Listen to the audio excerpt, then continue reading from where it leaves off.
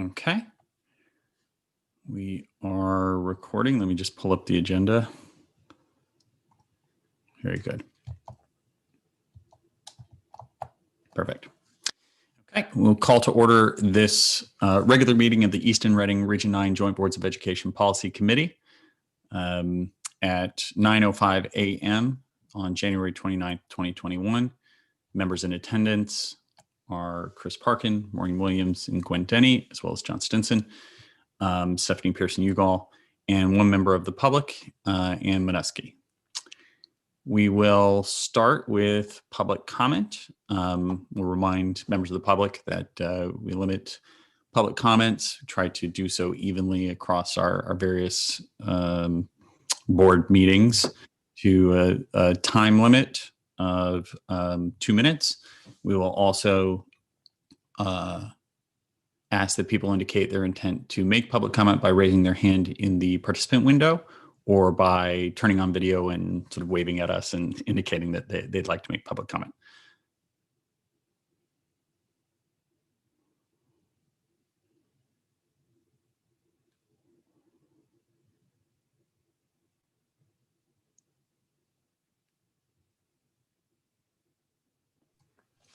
Okay, hearing none, we'll move on to board member comment.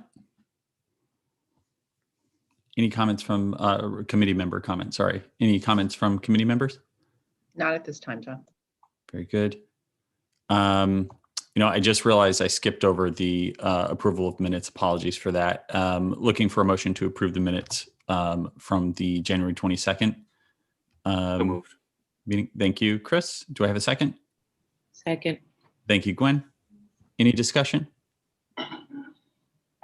Very good. All approved. All in favor? Thank you. Approved unanimously at 9:07 a.m. All right. So getting back into the appropriate flow here, discussion and possible action. So GoGuardian and action plan related thereto. Maureen, I believe you added this to the agenda. Did you have a specific item that you wanted to sort of dive in on there outside of the obvious? I think it was more Gwen and I both, and I was mostly reacting to previous comments by Gwen. And I just thought we needed a specific action plan about how we're going to do this, what we're going to talk to Rich Mills about, I personally would like to talk to someone who, designed this program, how we're going to get a hold of that person. And I just thought we needed to think through what our next steps are, apart from the fact that we have next steps. And we really weren't specific about those the last time. Yep, agreed. Right. Yeah, and my main thing was that, if the director of digital learning or similar position does get approved, that would absolutely fall under that person's purview. But regardless, that person isn't coming here before July 1st. And we probably need to get a handle on this and at least do a little communicating before then. Yeah, I think it's a good point. So do we want to, the last time we met, we spent a little bit of time working on a strategy document to just try to sort of lay out all the sort of work in front of us. Do we want to sort of maybe add on to that document specific to GoGuardian? I think we also need to pull the policies that might be relevant to GoGuardian. So maybe what we're doing is a deeper dive, into social media and related policies, as opposed to sort of the other things in your larger to-do list. Yep. I feel like it was a policy in the 3000s that put us on this detour into GoGuardian land. I think that's exactly right. Privacy policies specifically. Yeah, Stephanie, I'm sorry. I didn't notice your hand. Oh, I'm sorry. I thought I had made you into a co-host. Sorry, you should be able to unmute it, Will. Okay, thank you. Yes, so I think that makes great sense. I would like to do a review of the other policies because this product is used in many school districts across the state. A number of other tech directors have said that their acceptable use policy also sort of covers a piece of the privacy issues that are associated with GoGuardian. I can also find out which attorney at Shipman specifically deals with data privacy issues. You know how they have sort of a specialized focus with that group. Okay, so I think there's a sort of initial step of research relevant existing privacy policies or policies that could be related to GoGuardian. And do we want to treat Technology use as well, technology use and privacy. are we considering that as existing in the sense of have been adopted by the boards or in the CABE core policy manual or both? I think Because both. we're kind of living in those two lanes right now. Yep.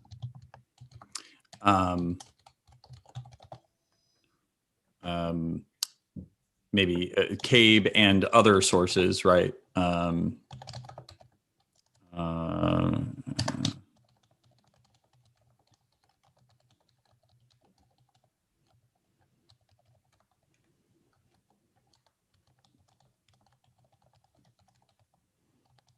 Okay. Mute myself. I also think we need to take a look at our present disclosures because there may be some more immediate work about our present disclosures than that can't necessarily wait for the former two things to be completed. And the current disclosures would sit in handbooks and websites, probably in most primarily. Mhm. Yes, I would say that's correct. And how many handbooks do we have across the 3 districts? 5. Oh boy. I mean, there are absolutely common elements. So there's certain regulations and policies that need to be referenced in our handbooks, and those are updated annually. But each handbook is a little bit different, certainly. Right. I just want to make sure we understand the full scope and we're not looking at parts without seeing the whole. Okay. Anything else on the GoGuardian front? I think we talked about when you referenced, or maybe Maureen and Gwen referenced talking to somebody at the company. I mean, another tech director that seemed to be a little bit more aware of the scope of the use that's potential than I felt like we had in our meeting. I'm not, disparaging anyone by saying that, and it could be my lack of knowledge that was leading to feeling uncertain about the scope of the use. And I would defer to you guys because you all have, more significant experience than I do, but I definitely felt like we were hitting landmine after landmine after landmine, rather than having someone present, these are the potential landmines, and these are the things you might be cognizant of. We were kind of hitting upon them in that meeting in a happenstance way that didn't give me. And leaving it to our imagination to detect all the landmines. And while I think we did a fairly good job of running into landmines, I wouldn't say we've cleared the field. Right. And it just felt unsettled to me that meeting. The result of it was I did not feel confident that I had found any landmines. All right. So I'm going to say we want to connect with subject matter experts. Right. Yeah, and I can assist with that as well. So since we are really the only Durg A, probably Durg B district that does not have a tech director, I can reach out to my counterparts in area districts and ask them to refer to their tech directors that are currently using the product, and I can have a conversation with one of those individuals just to learn a little bit more as well. I mean, when we're writing policy, it helps for us to learn that too. Yeah. Yes. Because we can't be proactive about legal and or just transparency issues unless we have that learning too, or at least I feel that way personally. I agree with that. To better understand the pitfalls, Fair. common missteps. Okay. You don't know how to spell this. And I think when we're looking at it through the perspective of policy, we have to be careful not to be too focused on the particular capabilities of this platform, because Agreed. there's no guarantee that's the future in any event. We need to understand its capabilities and the capabilities of peer platforms so that we're putting in appropriate disclosure and guardrail obligations. Mhm. Right. I mean, I think that's another part, is that it's important to really define what our goal is, what we're, why we have this, what we want to achieve, and right. And I think it came then whatever from platform we use to achieve it is, we're still we're trying to meet this particular goal. I think it's come from a pit of the stomach feeling that we need to be more upfront about the privacy implications of software that's being pushed down to our students, basically. And there's a legal compliance element, and there's a sort of, I wouldn't even say best practices, but a good business sense piece of it, which is maybe we want to go beyond what the law absolutely requires in this area to impose on ourselves the obligation to be clear about the capabilities of software like this that we're using. Yeah. Like we might be legally permitted to push this down and turn people's cameras on, all these other things, Right. but I don't know if we want to be in the business of doing that without everybody knowing that that's the case. Yeah, I think that's spot on. And also I think being very clear with everybody on the board and the public that if we were going to make that decision, to make that decision in the open. And I think when you make that decision in the open, you don't make that decision. You end up with a policy that respects, sort of personal privacy and the rights of. Yeah. You're also talking about a learning curve for people who receive the information and saying, hey, what? You could do what? How do I prevent you from doing what? Right. And that is almost our burden to educate there. Because we have a presumption of credibility and good faith that we need to sort of preserve. And in communicating this, we can't sort of open up Pandora's box to all sorts of conspiracy theories about what's going on or could happen or whatever. Right. And That's right. to be clear, the reality is this software has certain capabilities that, to everybody's understanding, are not being used for a variety of reasons. Right. And we are trying to make sure that there is policy in place to provide checks that some of these less desirable functions are not used without a clear and transparent process to allow them to be used. That's Correct. Right. Perfect. Spot on. Good. Is there anything else that we're missing here in terms of sort of what is a main task that we want to make sure get done with relation to GoGuardian?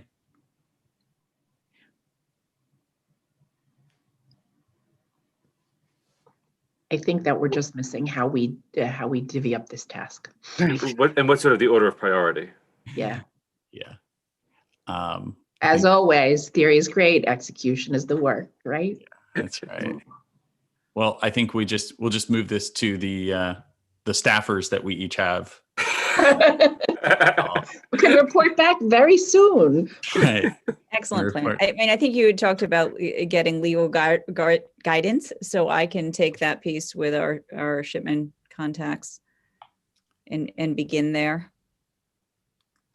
I'm going Maybe to that, not to kick the can down the road, but that may inform how much of the other things really require our personal lift. I agree. Sorry, I'm just going to get ourselves a little table here so that we can do better than just bullets. I feel like as part of a prior conversation on this topic, I sent an email to the CABE chair list looking for comment on this and how other districts handle this. And I'm looking back, and I did on January 10th. And I got a whole lot of crickets and no responses. Yeah. I think this is one of those corners of the room that rarely gets light that people would rather ignore. Nobody wants to live in this shadowy area. That's right. Oh, gee, so we're choosing to. We're a special Kudos to group. us. Yes, I agree, but I didn't realize how special until now.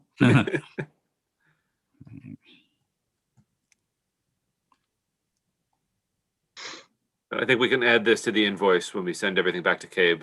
And, we did this work for you too. Here's all the videos. Here's all. I know this is painful to watch. I'm trying to make it less painful to watch, but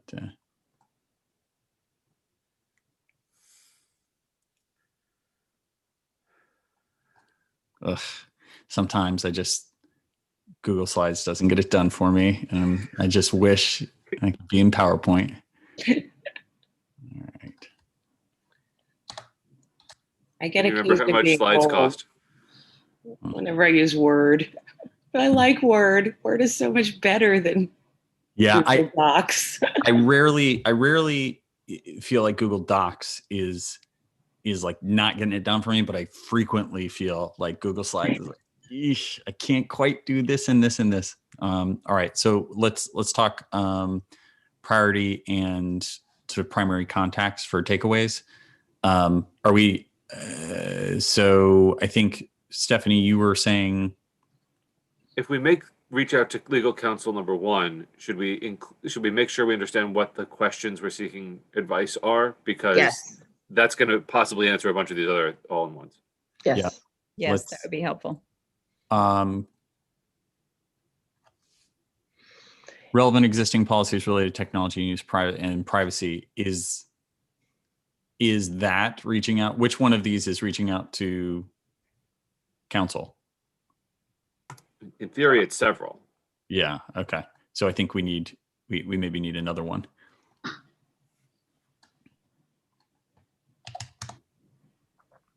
Is that still readable for folks on the phone? I mean, I can get you at 13. Does that work? We can do this. Okay. Very good.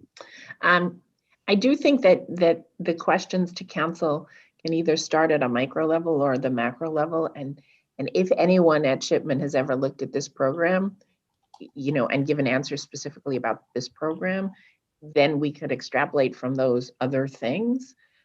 If they've looked at other programs or just come up with generalized policy, we still have more work. Right. So I can also pose the question regarding a filtering and monitoring tool, Right. which happens to be GoGuardian, and Right. then ask for guidance.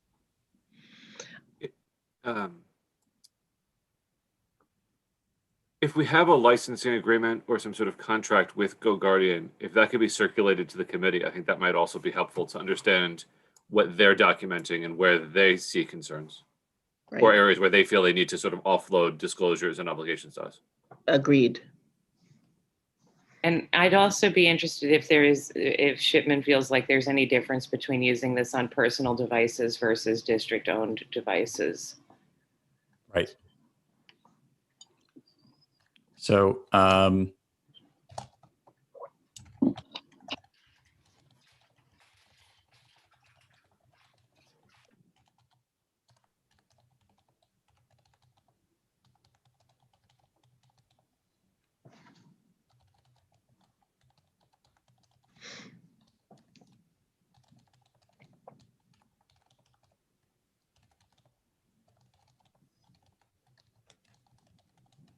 And to the extent it is helpful to Stephanie or John or anybody informing questions, I just forwarded the sort of query I sent to the CABE chairs, which sort of frame some of these issues. I think some of the same questions could be posed to Shipman with respect to best practices for these areas.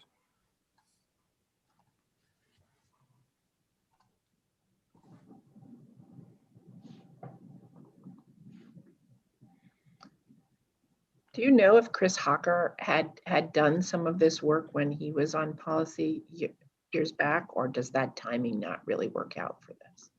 I was just curious about the scope of his sort of institutional knowledge about this.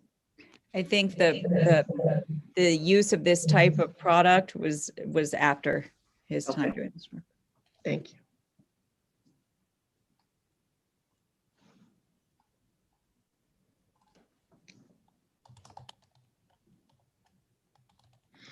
Stephanie, do you know offhand when this product became used in the district, just for my sort of committing that idea to memory? Sure, I would say 2 to 3 years ago, but there are different levels of our use. So it started, there was a teacher at Joel Barlow Right. that piloted its use attached to a grant that Okay. allowed him to use Chromebooks, and he was using it really specific to instructional purposes, but he was using the monitoring aspect of it, again, for instruction. And then Helen Keller was using the teacher level of it, which has fewer capabilities. And it wasn't until we upgraded to the administrator level, and I want to say that was at the beginning of last year. Okay, thank you. And so the difference in the two different levels is that the administrator level allows us to do the monitoring off-site. So it's not just at the teacher level in the classroom in the brick and mortar school, but it's also allowing us to have that extension run when students are at home. Okay. And it specifically came into being because of pandemic related concerns? It did not. No, it actually predates the pandemic. It was really to provide us support to the district, but also to families that were often raising questions about how can I ensure that my child is using the internet safely when they're working on various assignments, and that this was a sort of this is a way of filtering when the students are at home. Okay.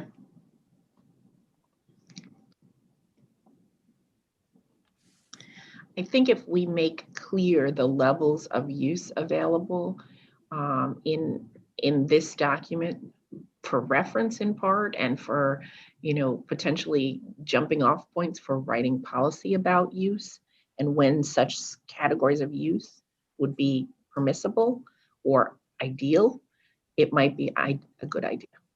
I agree. And I think that this could be a big part of that. I think essentially just a sort of, I don't know if you've ever looked at like a side-by-side comparison. You're looking at, this Dell desktop versus that Dell desktop, and you're seeing which processors, and you're saying, I imagine a document that helps us to just understand, instead of Dell desktop number 1 and Dell desktop number 2, feature number 1 and feature number 2 that sort of we're looking for, and not only understanding that it is a thing and sort of what that feature is, but then sort of what the offering is amongst various platforms that try to work in this space. And I think to sort of put the cart a little bit before the horse, when it comes to policy, we'll want to take steps to make it as evergreen as possible, which might include a mechanism to allow the boards to permit something that might not be specifically contemplated herein by some sort of vote, which creates guardrails but doesn't require a full-on policy renewal or revision to accept evolution of technology. Right.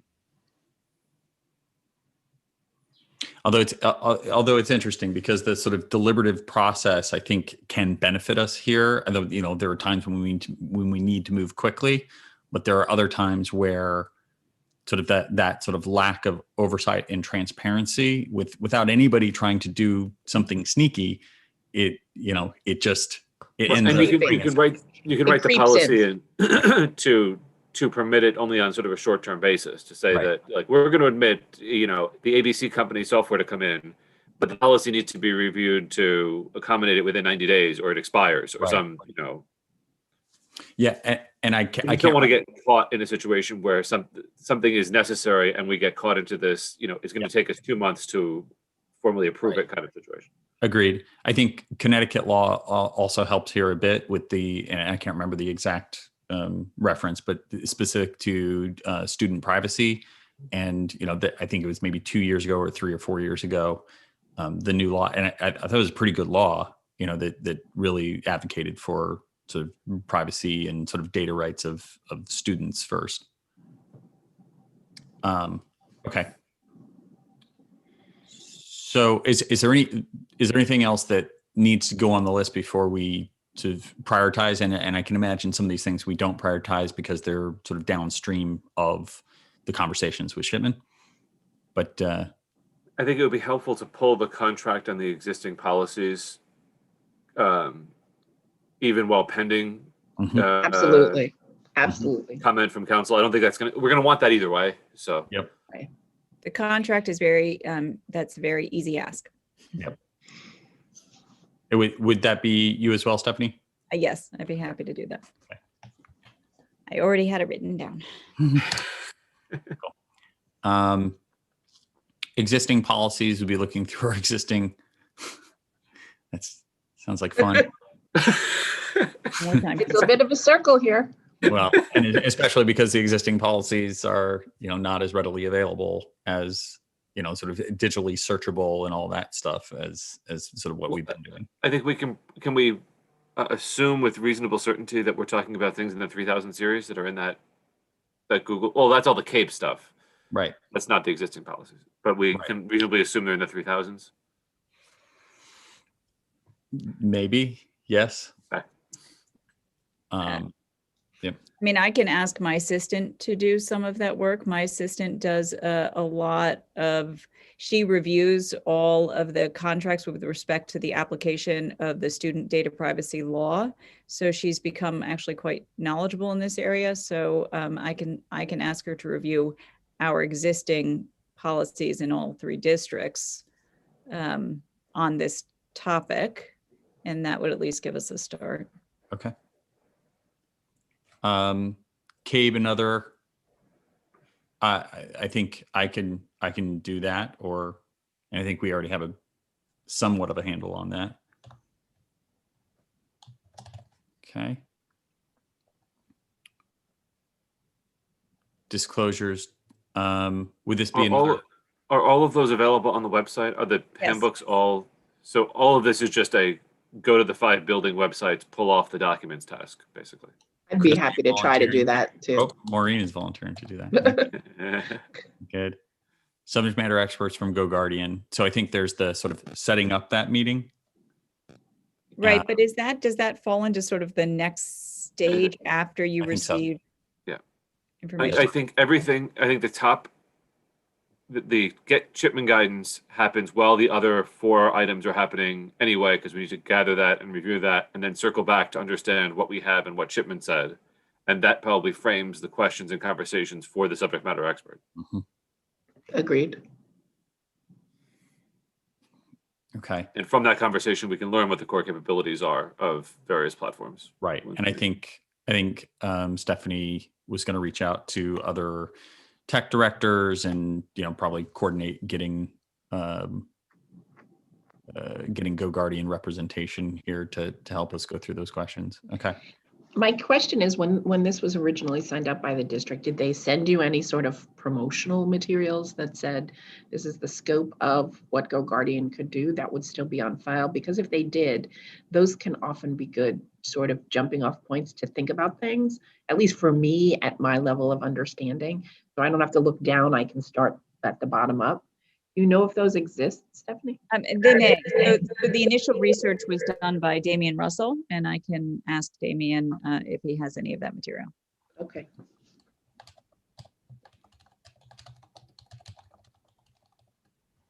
Okay.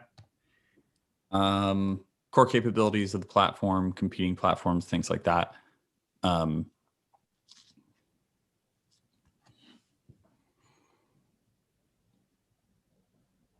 I feel like that would be really useful in the conversations with subject matter experts, other directors, because if you say, yeah, right, Hal, sorry. I'm sorry, John, go ahead. You can finish. I just had a quick question when you were done. So I imagine the conversation, when you're asking about pitfalls or you're asking about what it does, what it can do, sort of having a somewhat of a grasp on sort of the core features and even being able to refer to promotional materials and things like that and saying, hey, you talk about this capability, what's that? Tell me more about that. Or technology director, have you experienced any pain points with people who have tried to, leverage this functionality or something like that? Is this a question for the tech directors again to just sort of give us their, I don't know, written digest? Hey, by the way, give me a 2-page summary of what you think the core capabilities of this thing are, just so that we have a document again to refer back to when we begin to think about things. Can we ask? When I think about asking sort of other district tech directors to give us a 2-page summary of something. I'm only asking ours. Yeah.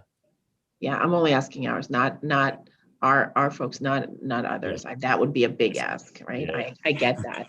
But if somebody just said, okay, this is the outline of this program as I do it from memory, just sort of like someone would say, well, what's the outline of basic contract law to me?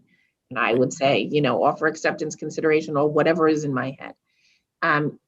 Sometimes that helps frame, at least for me, how you begin to think about things from someone who's thought about those things. Mm-hmm. That's great. Okay, so if you want to pass on that's, the specific request, then I will pass it on to our internal IT people. Okay.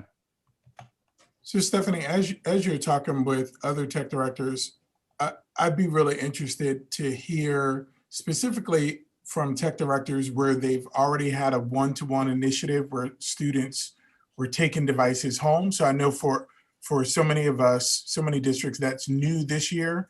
But if they've already been doing that, that whole privacy space at home may have already come up and been an issue that they dealt with if they've already been one-to-one.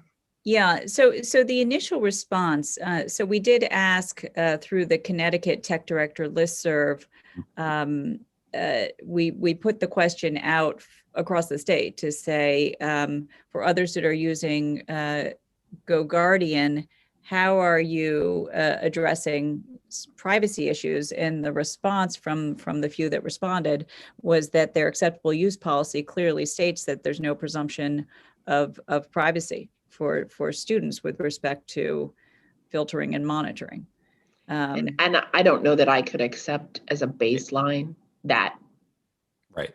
It seems woefully sort of inadequate to say. Simplistic. We told. By the way, we're not thinking about these things, so you gave it up. Right. So I think that's where a follow-up conversation comes in. So that's sort of, when people are responding to a group listserv, they're giving the bare minimum, but I can certainly follow up with the individual attached to that to learn more. And I think that sort of falls into the, that's the legal stop sign I've been told is good enough. And so I'm just going to use that as my defense to all questions about this. Is acceptable use policy says reasonable expectation, no expectation of privacy. Right. But from a, not even best practices perspective, but just from a, what would you want your, to be on the receiving end of yourself kind of policy? You'd demand better than that. And I think I don't place the blame at the foot of the, technology directors. I think it's boards have not been wanting to dig into this work because it's scary to them. And this is very much a flying the airplane while building an experience with this technology. Yep. Had we said we're going to endeavor to be a one-to-one system where we're going to integrate technology as a platform for delivering content, and the goal is that by 2024 we're there, we would take this piece by piece and get there and kind of put all of these pieces together. But instead we were thrown right into the deep end, as was everybody else. Right. And so they're doing the best to say, thank God I have an acceptable use policy because that allows me to do this without having to do the heavy lift on that component right now. Right. But that acceptable use policy that had no expectation of privacy would be with a district-owned device if you were one-to-one, right? Well, so not necessarily a device, Gwen, but it's certainly something that I could explore further. I mean, it would have to do with using their district account, and that is how the extension runs. It's while they're on their district account. This is where I keep getting hung up. I'm sorry. I know I keep, so you because could be to me, your it's like if I'm at my work computer, it's my work computer and it's their computer. Right. But if I'm working from home, on my own, anyway, that's where I keep getting hung up.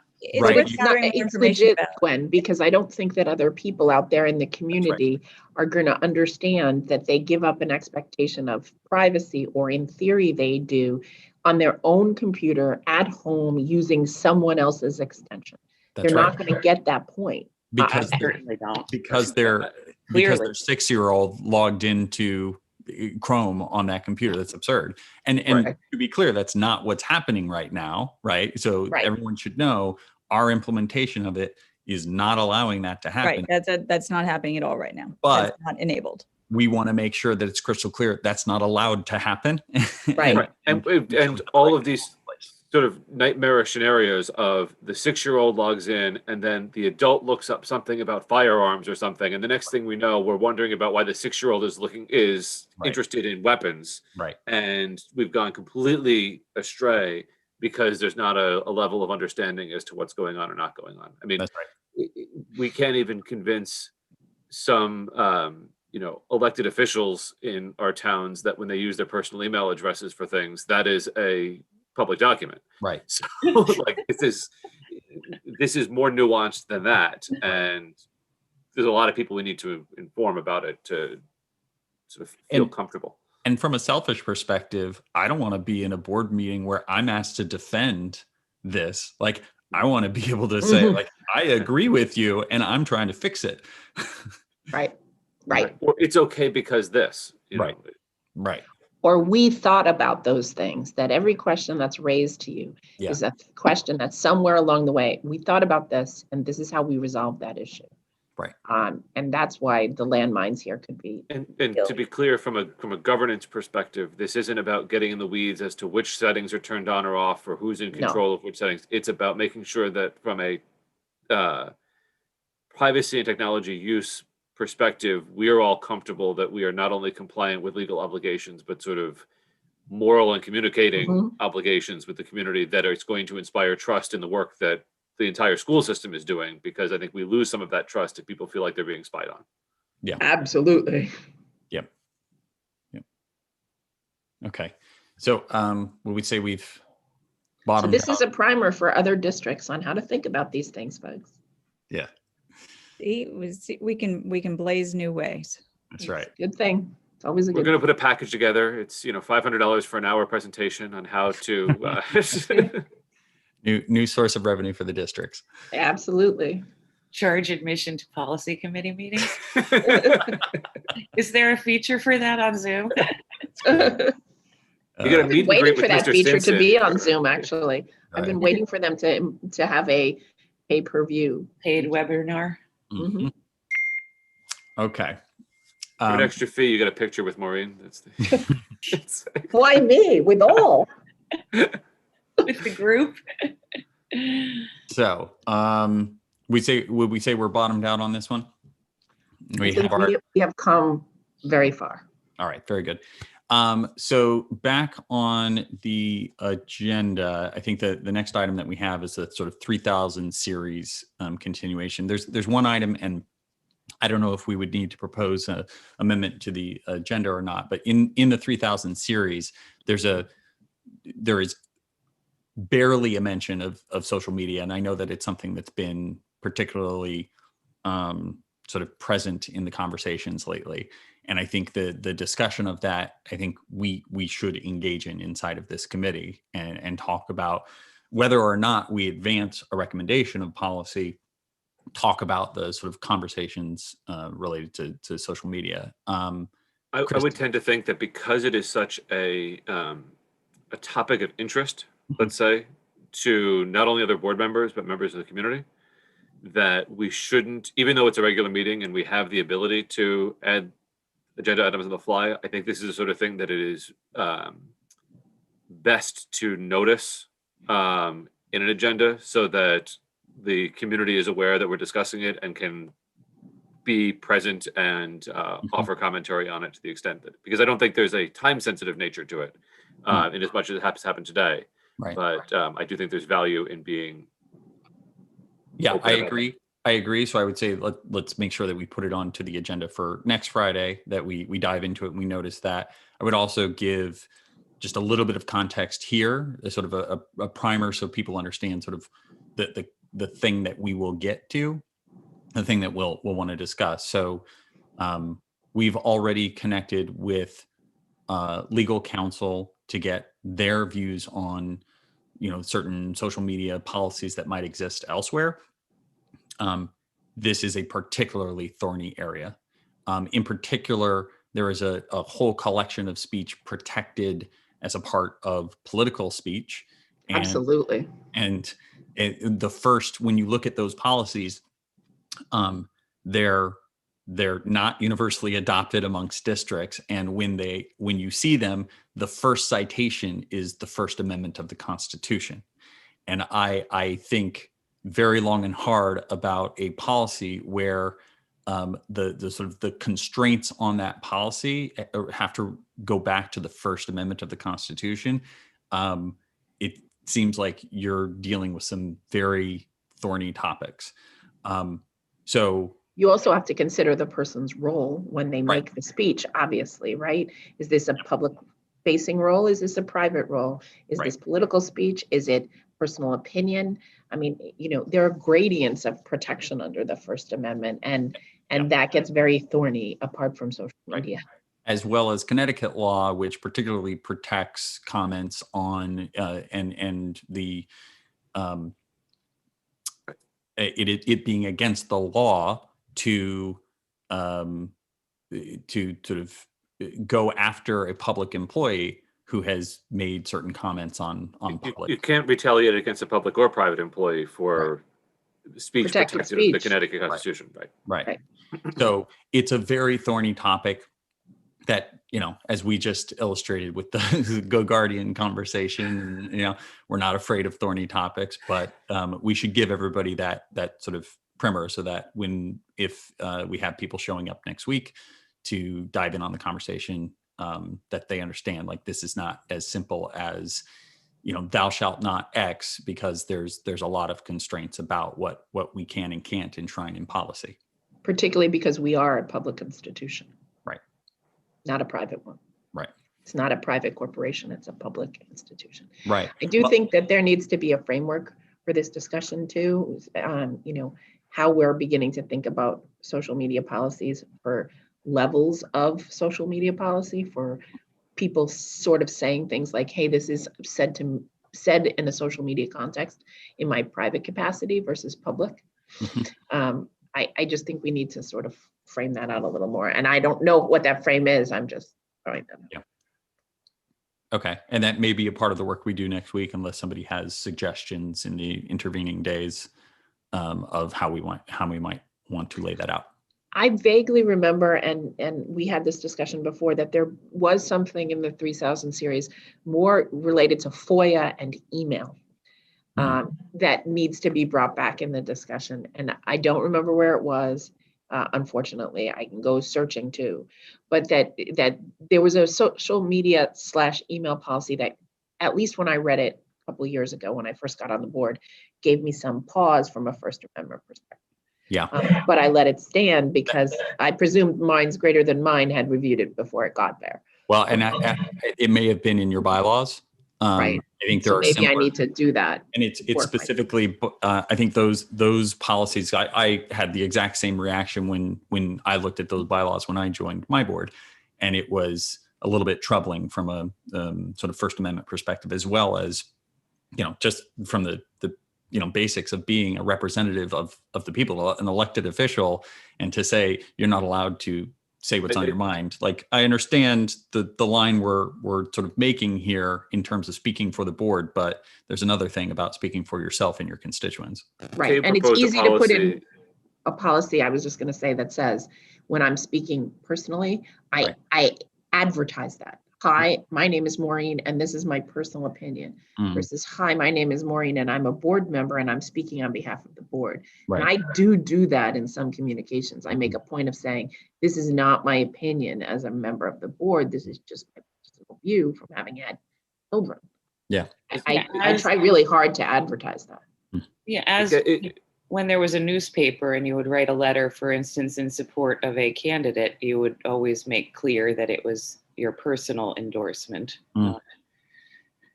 Same thing. Right. It gets complicated real fast when social media provides for a platform for so much fast-moving commentary, and also when you think about the bylaws of the various boards that specifically name the chair as the only person who can communicate on behalf of the board. So you have these sort of gradations of on behalf of board, as a board member, as a person. Right. And I know when the policy, so CABE put together the model social media policy, which I think is more appropriately framed as a suggested best practices for how to avoid yourself getting into trouble as a board member for using social media, more so than here's a true limitation, because the policy on its face was super problematic from a speech perspective. Right. Yeah. And when I think about and I don't know if it as much as a board member, but certainly if we're talking about employees or students, those policies, well, how does that policy get enforced? And then what is the other side of that? Are we talking about when the first citation in the policy, refers to the First Amendment of the Constitution?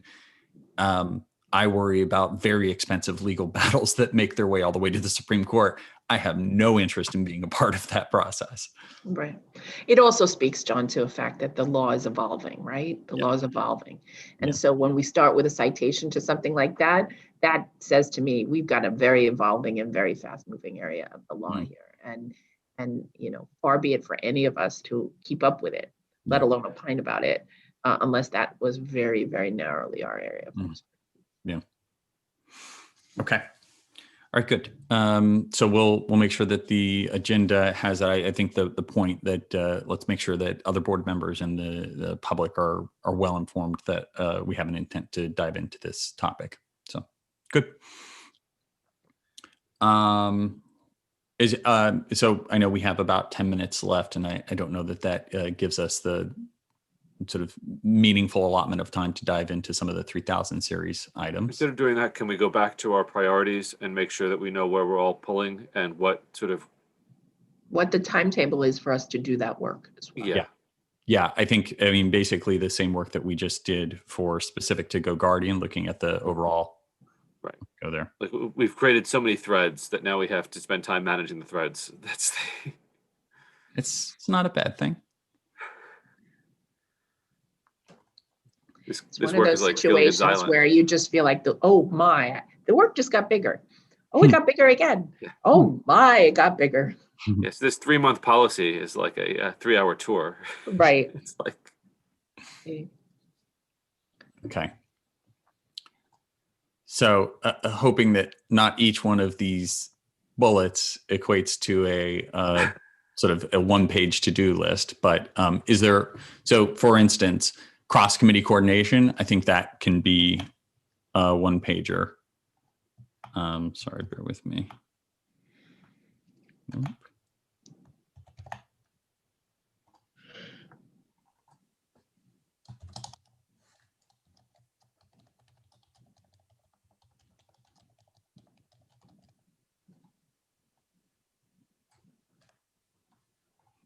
Okay.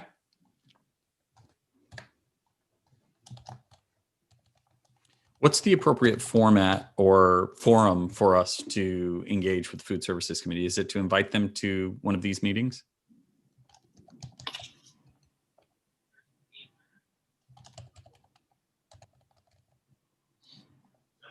Don't all or answer to ask one. them to schedule a meeting and have somebody go and present the concerns to them and get their feedback.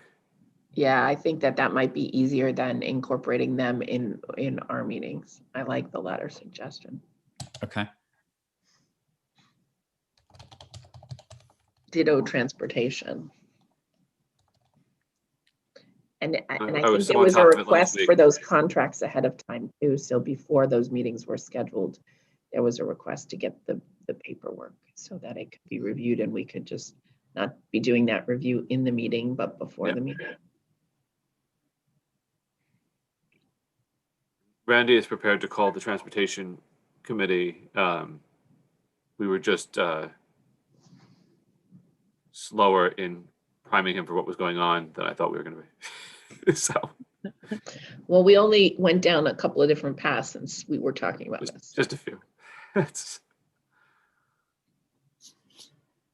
Not counting our day job. Okay. So I think on both of these, I can reach out to the representatives and ask them to set a date to convene so that we can bring our questions to them. And can we ask them for copies of their current, contracts so that we can be informed to ask questions? I think it would be helpful in advance of the meetings with either of these committees to send them basically one-page memos that say, here are the 3 policies that we're concerned about. Here are our questions about them, so that the conversation is framed and isn't just, look, what do you want us to do with this? Right. Because none of those committees are going to meet and have the same level of sort of flow that we have with this work. Yep. You just need to be much more directive about the information you want from them, right? Yeah.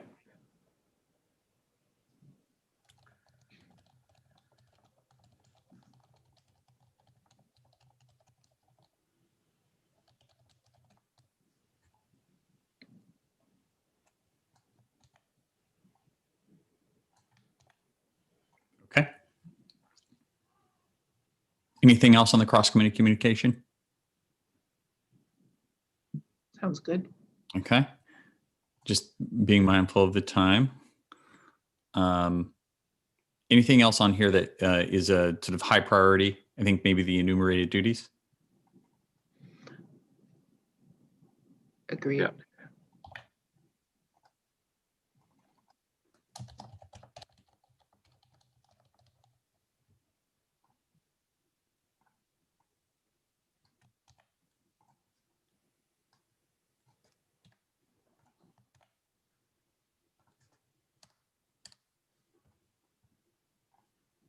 Okay, that's not a small thing, but it's work. I have a feeling it's going to go a little something like that. We had also talked about an intern here, folks. Do we really want to explore that? I would love to do that. I mean, I have some contacts at Sacred Heart with the person who sort of manages the interns. I'd be happy to say if I don't know the procedure and whether I can just ask, but Yep. can I just ask? I think you can't. I actually get emails from them saying, "Do you need anybody?"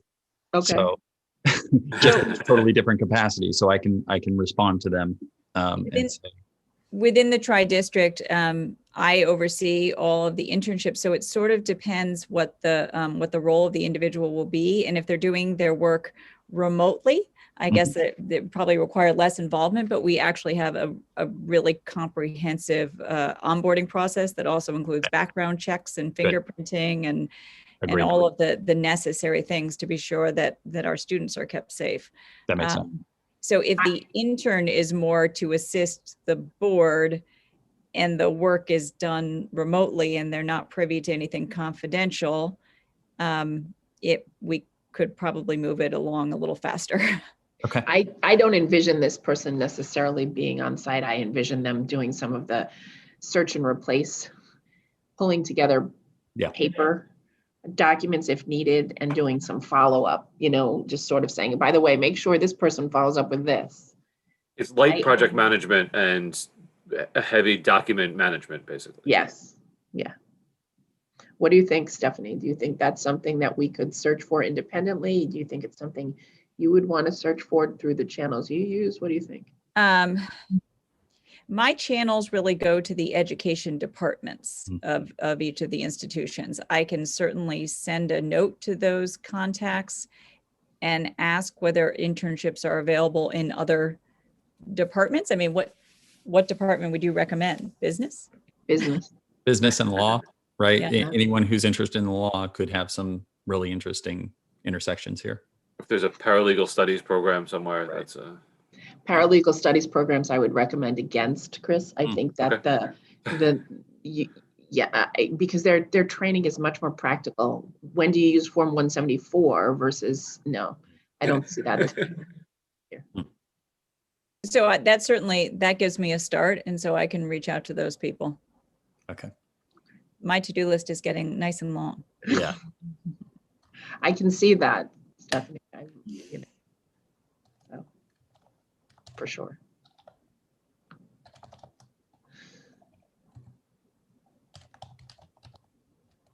So the more detail that I have in what we are requesting, the better, because I'll just copy it and paste it into emails that I send to them. Yep, agreed. Can we collaborate on a job description outside of a public session? I don't know. I would be happy to delegate the task of the job description to John and Maureen, who is not a quorum of the committee, too. Okay. I'd be happy to delegate it to Chris and Maureen if I love how people phrase things. I'd be happy to. Indeed, you would.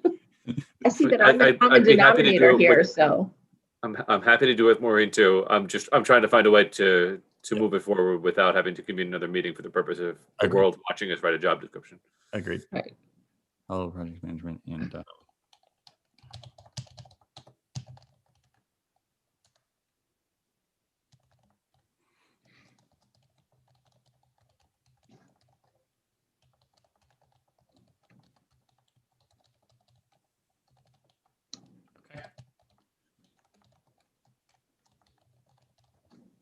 This might be something appropriate for a public policy master's student too. Oh, wow. That'd be amazing. Right.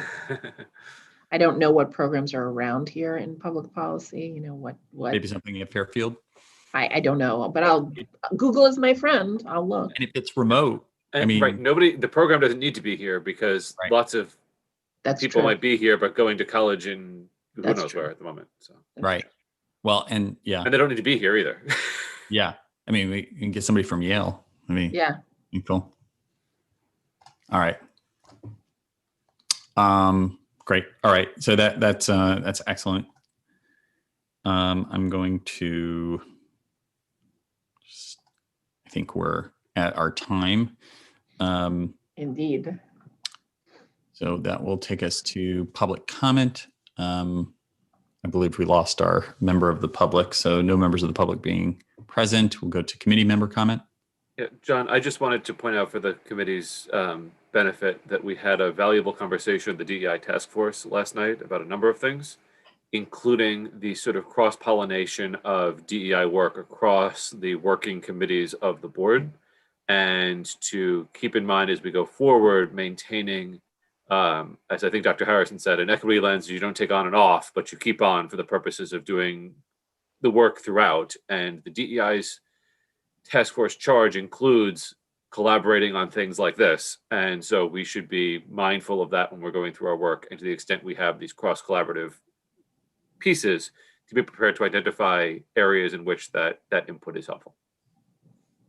Nice. I think when I hear you say that, Chris, I know that you're on to committee member comments, so it technically is not a discussion, but I would just add that also, to me, points to the need for professional learning for all who are involved in the work, not just for staff. So if board members are going to be engaged in policy work or negotiations work, then they need to draw upon the foundation of understanding. So I think that we should investigate that further. I think that is so spot on, and sort of one of the best articulations of the need to sort of get this training to sort of all of us, so that we know what it means to sort of keep the lens on. I think over the past year, we have repeatedly flagged things as that feels like an equity problem, but what's the next step beyond that feels like an equity problem? Right. Right. Yeah. That's great. Okay. Any additional committee member comment? Okay. Look for a motion to adjourn. Thank you, Chris. Thank you, Maureen. All in favor? And that's us adjourned at 10:03 a.m.